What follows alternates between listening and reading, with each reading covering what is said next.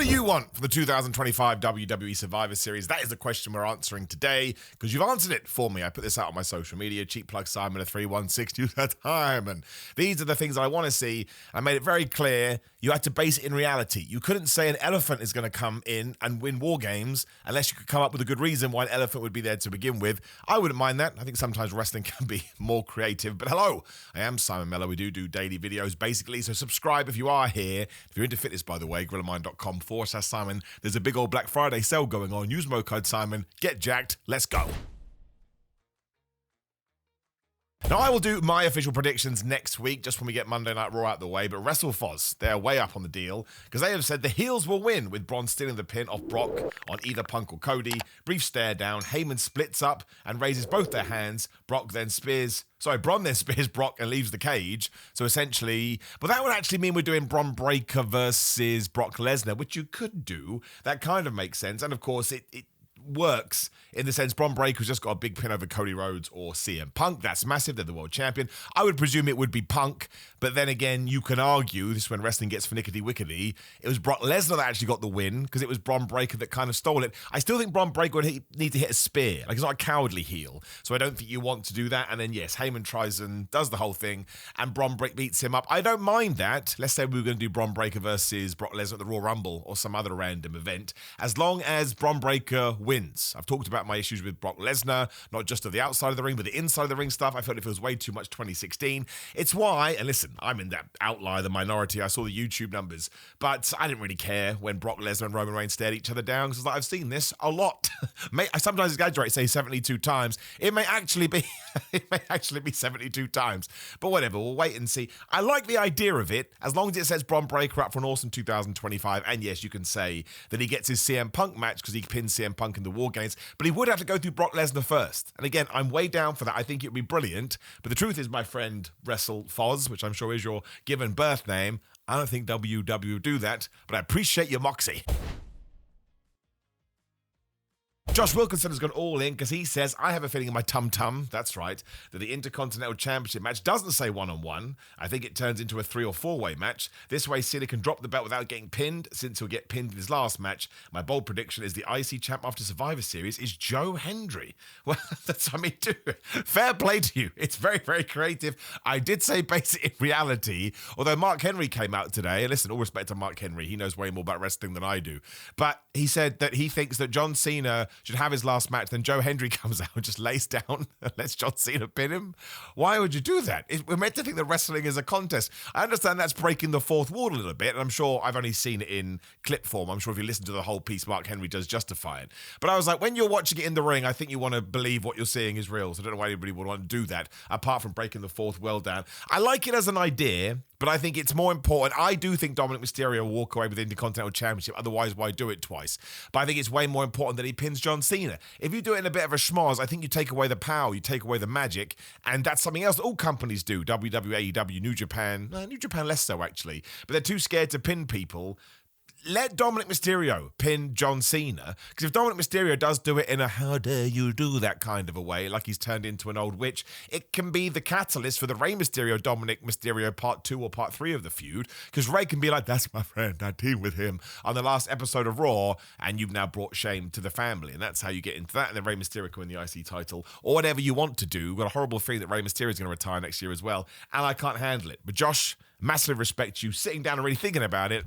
I don't think it's going to happen. Jamie says a third match between Cody and Roman will be teased, even though they're on the same team. I like it, nice and short. There was a weird rumor going around the other day, and listen, it could be true, I don't know, I always take these things with a pinch of salt, that there were certain WWE officials that were worried about putting Cody and Roman in the ring at the same time in case fans anticipate a third match. I have so many issues with that. Let's just say that it is true. Let us anticipate a third match, and then if you can tell the crowd wants a third match, just give us a third match. It doesn't matter if it's at WrestleMania, it doesn't matter if it's at SummerSlam, it doesn't matter if it's at WrestlePalooza, it doesn't matter where it is, you should do that if that's what the fans want and you think it ties into the story. I don't care who wins and loses. Roman can beat Cody, Cody can beat Roman. I understand behind the scenes it's going to be way more difficult than that because you have egos, you have politicking. That hasn't gone away in wrestling, let's not pretend otherwise. But I don't think the management should be scared of it. I think you should throw it out into the wild and see what happens and then sit down as you are making your plans and go from there. But absolutely, there'll be a moment probably in the cage when Cody looks at Roman and Roman looks at Cody. They will not want to kiss and instead they will want to absolutely whip each other's other's ass, but they can't because they must be friends. Because yes, this is really the first time they will have been on the same team, but it does make for an all-star lineup, which is pretty good. But I think that is probably going to happen. I hope we do get the third match, and you should pick one. Who are you going to do more with going forward? And that's the person that should win. So Buddy OP continues the returns because they say Randy Orton will return to either start the feud with Cody or end things with Drew. That is true. That thing has been completely open-ended. Where is Randy Orton is the big question. I don't understand what's going on. There's a bunch of rumors about that as well, which I'm not going to get into because you just don't know. I think unless you have something concrete, you don't want to spread more misinformation. Given that 2 years ago, oh my gosh, it's been 2 years since Punk came back. Is that right? Yeah, it kind of been last year. Oh my gosh, that's crazy. Given that 2 years ago, he did return at Survivor Series, you could tie it into that. That's certainly be a story. Look, if you're watching any of my content, I want the Cody Rhodes and Randy Orton feud now. I still think we should do CM Punk versus Cody at WrestleMania. We're going to talk about that later, so I'll hold that off. But I could see Randy Orton there. WWE likes to have moments at these shows. I think they lean too far into it. But given that we did that stuff with Punk and Randy 2 years ago, sure, this one I think is probably possible. And a heel turn, could you just do a heel turn? It depends. If Austin Theory comes in and does something for the division, then sure, Randy Orton could be the outlier to that. So he could just be there for fun. Then you get into the stories on SmackDown come Friday. But Cody does need something to do, right? He can't go back to, well, again, we're going to talk about that later as well. But yes, I can see Randy Orton being there. Can I see him going heel? Potentially. But he has to do a big promo on SmackDown. To be honest, I don't care if he's babyface heel, if he's playing with a discus, a frisbee, or doing some juggling. I just think it's time to have Randy Orton back on TV, so let's bring Randy back. Mimi says Rhea Ripley is going to join EO in jumping off the cage with a bin on their head. You know what? Can't argue it. It's probably going to happen. I think EO Sky, well, one of two things has to happen. It depends who you're trying to get over. One, EO Sky has to do it to keep the tradition going. I think it's 4 in a row, 5. It's a lot. She's done the bin, moonsault, whatever it could be. I don't think Rhea Ripley would actually join her, but you could also have a heel stop EO from doing it, and the commentators can then be like, I can't believe you stopped it. We all love the bin nonsense. But yes, somebody is absolutely... It could be Rhea Ripley that does it. It could be EO going... You go jump off the cage with a bin on your head. I want to make it very clear as a man that wrestles, that is terrifying. It's terrifying enough going to the top of the ropes and jumping off. It's even more scary going to the top of the cage and jumping off. But to do it blind, I mean, there's other reasons for this, but it's another reason why EO Sky is genuinely one of the best ever. Phenomenal says, I think Jimmy Uso gets taken out by a new Vision member and the John Cena joins and the John Cena I like a lot, like Bret Hart in the SummerSlam, joins the babyface team in the dying moment. So that's interesting. You could do that. I don't think that I would butter my bread both ways or cross the streams. I think I would keep John Cena with Dom, and I don't think I'd have him interrupt in the War Games. In my original match predictions, I thought that John Cena would be part of the team as opposed to Jimmy Uso, but that's fine. Jimmy Uso getting taken out by a new Vision member could happen. I think this rumor about Austin Theory was true, and I think the Seth Rollins injury kind of waylaid it when we started fitting pieces around all of that. So you could have Austin Theory get in there, because Brock Lesnar's not really part of the Vision, Drew McIntyre's not really part of the Vision, Logan Paul isn't really part of the Vision. So depending on what you want to do with that group moving forward, if you think they need a last guy, I don't mind it being Austin Theory. The reason I think it's a mistake is because we've tried Austin Theory as a heel, and it doesn't work. And the stuff we did in NXT where he was more babyface connected way more with the crowd. And when you watch just his normal videos that he does on social media or whatever, and I mean this is a huge compliment, the man is a goofball. So he should absolutely be presented as a good guy. And I find it mad he's been on the roster for as long as he had, and we have not tried it once. I mean, I guess WWE just has a certain idea for him. But sure, you could do it. I mean, the heels have to win. Like if a new person is going to join the Vision, it has to be because the faces are going to lose, which I think there's a high percentage of, because Jimmy Uso couldn't get pinned. I hate the fact that I'm saying that. I wouldn't necessarily like that to happen, but you can pin Jimmy Uso and the creative world keeps on turning. That could be why he's there. Zach says, I believe Jey Uso is going to turn heel and cost his team in the match. I think this was the number one message that I got, so I suppose we should talk about it. Jey Uso going heel. I don't know how I feel about it, because at the moment, if Jey Uso goes heel, he's going to be teaming up with the Vision, and he's been fighting the Vision for months. Although I guess you could argue he could attack Punk or whatever, which is going to a Jey Uso CM Punk feud. I don't think Jey Uso as a heel is what I want to see. It's interesting from a story point of view, and of course it gives you a talking point, which WWE loves. I feel like I'm the only Jey Uso fan left in the world. People still shout at me all the time, what do you like Jey Uso for? It's like, I don't know. Is that important? I mean, who the hell am I? Why are you getting so wound up about this? But I like him because of the entrance, because of the way, well, just the way that he is. And I love the fact that we gave him the Royal Rumble win. I think it was a huge uptick the WWE did this year because nobody thought he was going to win. So now the Royal Rumble can really be sold, especially in a couple of months, as the ultimate opportunity. Anybody could do it. We saw that with Jey Uso. Listen, if he's executed well and he does a good promo afterwards, then maybe it is time for a change. I think sometimes you have to take those things in real time. I don't think WWE will do it because I think they want to sell a different angle to sort of shift the match one way or the other, depending on who is going to win. And also, I'd have to see it. But I'm fine with Jey Uso as a babyface at the moment. I think a lot of the hate just come from people that don't like the fact they think he's a one-word catchphrase guy that can't wrestle. And you're allowed that opinion. I just don't agree with you. I think he's a very smart wrestler that does the thing he needs to do as and when he needs to do it. And so many people have had catchphrases. You don't have to agree with it. Like, I hated the "excuse me" catchphrase by Vicky Guerrero. It used to drive me nuts. I suppose that was meant to drive me nuts. If you don't like the yeet thing, that's cool. I understand. But it's just synonymous with wrestling. You can come up with any wrestling character, and they've all got catchphrases. That's just his. And kids love shouting it. And sometimes wrestling is meant for children. It could happen, Zach. I actually think it's a good idea. Brian George is super confident and hasn't been watching the kidding. He said Drew McIntyre going to pin Cody Rhodes. I mean, you could do that. My issue with it is, if Drew McIntyre pins Cody Rhodes, it's because we're going to do a third match between Cody and Drew. I don't think Drew McIntyre is beating Cody for the belt. I think you need to keep those two way apart from each other. I'm a bit worried that Drew could take the pin because Drew is the pin eater. If Drew is going to do that match at the Royal Rumble and win the championship, that's absolutely fine. I just think WWE will change the title that soon before WrestleMania. I understand there's still a 4-month gap, but then if you give Drew the belt and he loses a week later, usually I'd advocate for that because I think it's more interesting. But I think Drew McIntyre, given what happened at WrestleMania 36 and what happened at WrestleMania 40, he needs an elongated run, right? He needs a good 4 months as the world champion, having banger matches. You could do that. Do I want to see it? I don't. Well, yes, if he's then going to go on to beat him again, but that just doesn't feel like what they're planning to do. But again, this was bold predictions. This is what you think is going to happen at Survivor Series. So, Brian, we're going to take it. We're going to put it in our pockets. And if Drew does pin Cody Rhodes, we're all going to be saluting you. Nick Bright says something I hope which happens is that Drew gets the win in the War Games. So there's another guy. I mean, I just wanted to throw you in there to prove there is still a lot of Drew McIntyre love. I think the WWE could probably ruin that if they have Drew McIntyre lose. Not because people will fall out of love, wrong word, with Drew, but I think they'll just get a bit like, you know what, who cares? It's like when Rusev Day got killed, and I was the biggest Rusev fan. I was like, man, I can't even be bothered. You've exhausted me with it. I think that could happen with Drew, but we wait and see. I'd like to think that he's got big plans. He's just been shifted into so many positions. Like, he had that weird feud with Damian Priest, and he was going to do something with Jacob Fatu, but that got taken out. Then he took an extended break, and now he's back. I mean, what could you... I'm trying to think of other people on the team. You don't want to do Punk versus Drew again. You could do Roman versus Drew, because Drew did pin Roman a few years ago, but that doesn't feel like it's coming at all. Cody versus Drew, we've kind of done. Jey Uso versus... It all feels like it's done. Drew McIntyre in a really weird position. Maybe he needs to turn face.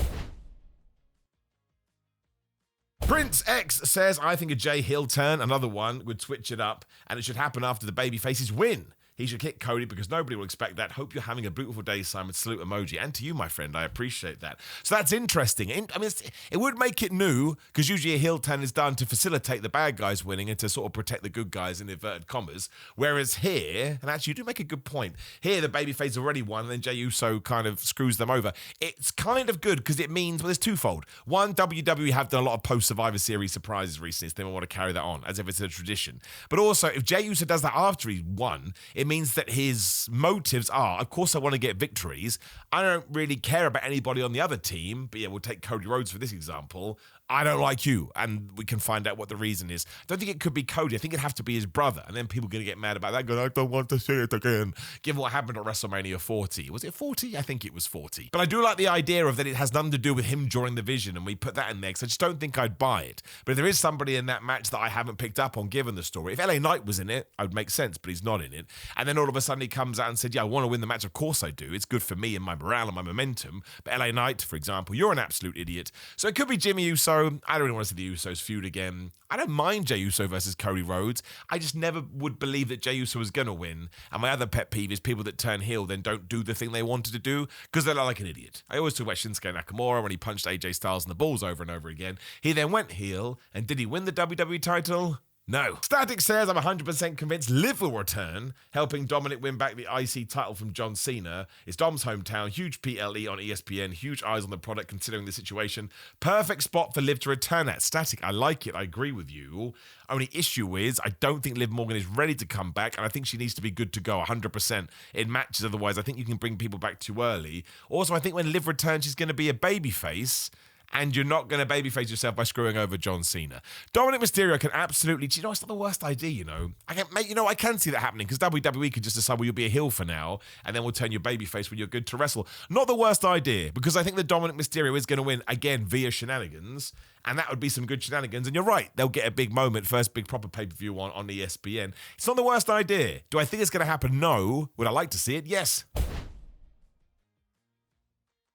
Alistair says Division wins War Games with Bron Breakker getting the pin or submission decision. A lot of people on the Bron train. Alexa Bliss turns on Charlotte, but the face team wins anyway. I don't hate that. Given how horrible she was on SmackDown, it makes me look like a fool because I thought that promo was super heel. I like that, Alistair. Good shout. Dom wins the IT title back. I think we're all agreed that's a good idea. I mentioned in my post about the elephant. The elephant tries to run in for the main event, but is taken out by a T-Rex on the rampway. Let's just face it, be the best wrestling moment ever. Jack Sims threw a totally mad one in there, and he had the gif from SummerSlam as well. Seth Rollins returns to cost division the War Games match. I think Seth Rollins is going to be out for a while. He probably tore his rotator cuff. That's horrendous surgery. I think we can just let him rest. It would be a great moment, but if he can't wrestle and he can't do matches, there's plenty else going on. We don't need to pull the trigger until 2026. And also, let's try and, build a foundation, an environment where wrestlers get to rest. Even if he wants to take a year off, he can take a year off. People will still be ready for him to come back. Morrissey says, I think Breakker pins Punk. It's another one that said that. I think Punk goes for his elbow drop from the cage. I think he's a bit too broken to do it. On to Reed, but mid-air spears Punk and pins him. Dude, I love it that you create this in your head. CM Punk ain't doing that. I'm going to guarantee it, and then I'll be totally wrong. Meaning he gets a title shot and also beats him at Royal Rumble, leading to Punk winning the Chamber in Chicago, challenging Cody at WrestleMania. So you're saying Braun versus Breakker at the Royal Rumble, so CM Punk loses his belt and then challenges Cody. But when you want, again, you mentioned the Elimination Chamber as I struggle how to speak. I just don't know how you fit. That's a lot to me. I think if Braun Breaker's going to beat CM Punk, you have to do at least one more match, if not two, and then you're sort of right on the door of WrestleMania, and the Elimination Chamber would be in the middle of that. However, I said in a video the other day, my big wanting prediction, manifesting, for Mania 42 is Cody versus Punk. I think it's the biggest match that WWE has. I don't know why you'd wait another year. Even though they are both the champions, so what? You're in control of the storylines. You can do whatever. So in that sense, my friend, I do think we should do that. I mean, there's The Rock versus Roman Reigns, but that can be on any show at any time you want.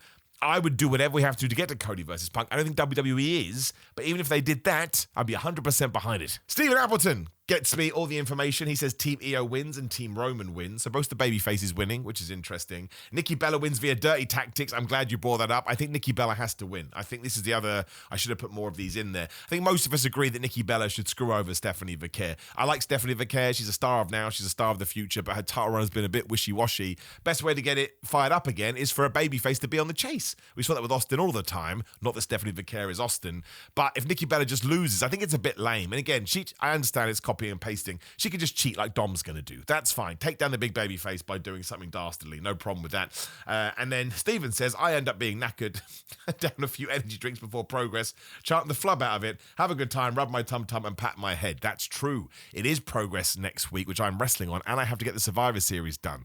I don't think that's going to be possible, but we will figure it out. And also, please come down to Progress. Again, you can get tickets. Usually my codes work. Type in golden up and golden down. Sitting and seating, obviously, you should be able to get some money off. I'm taking on Charlie Sterling. And you can watch it on demand, Progress, as well. Just search for it. Live, watch Progress and do it. And yes, come watch my wrestling. Stephen, I appreciate it. And Enrico Palazzo, which has to be a Naked Gun reference, you're my favourite person to end, says, I think Jey Uso has to turn heel. My only question is, does he turn heel to cost his team War Games, or does he turn because they lose War Games? So you've actually put another twist on it. I don't have Jey Uso in the thumbnail at the moment. Maybe I need to put that in. It's kind of similar to what we were just talking about, right? Does he do it to join the enemies? No. Or does he do it because they lose? Is very interesting. I don't know why Jey would care about that more than a CM Punk. I think he would have to have more... That's the word I'm looking for. Motive for it. Otherwise, why doesn't Cody go heel? Or doesn't Roman go heel? But maybe Jimmy Uso cost them, and that's why he go after them. Jey Uso did not look very pleased in that rubbish SmackDown segment when Jimmy just walked in and went, oh, hi, I talked to CM Punk and I'm on the team. I don't know. I think cumulatively we've decided that Jey Uso needs to turn heel, although I'm on the fence about it. But we'll see. We got a week to go, and I imagine Raw and SmackDown next week are going to start winking, nudging if that's the case. Now listen, there's going to be a bunch more predictions we can have. Put them down there. They are meant to be sort of bold and grounded in reality. So again, not the elephant, but I'd be intrigued to see what you think from the 21st of November. That's when this should go live. Otherwise, please do like the video, share the video, and subscribe. Always click the video on the screen. More me ranting about professional wrestling. SimonMiller316 on social media. Patreon.com/SimonMiller316 for watch-alongs. We are doing all the John Cena matches at the moment. We did the Sami Zayn Open Challenge. We did his debut. We did the Daniel Bryan match at SummerSlam. And there's another one too, but do please check it out. It's only $5. Nice and cheap, or at least I hope that's nice and cheap. Can always look into that if people want to talk about it. Talkedaboutgorillamind.com. Please do sign up for there as well and use my code Simon. Otherwise, I've got my TikTok where all my dumb funny videos are. Hopefully they're funny. Please check them out. Search for my name. Cameo is the same. Search for my name, prowrestlingtees.com/SimonMiller316, or maybe just Simon Miller. Actually, there it's just Simon Miller. But just search for me and interact as much as possible. Enjoy the weekend. Enjoy Survivor Series. Although I'll see you before then. I appreciate you. Take care.